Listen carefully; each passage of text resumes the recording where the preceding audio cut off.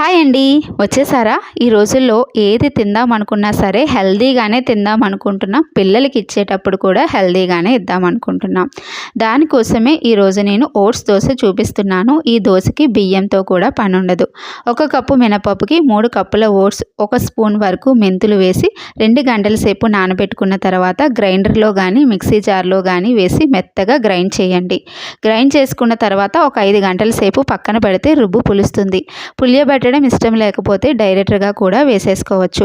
ఇప్పుడు ఇందులోనే రుచికి సరిపడినంత ఉప్పు కూడా వేసేసుకొని బాగా కలిపేసుకున్న తర్వాత దోశల కింద వేసేసుకోవాలి.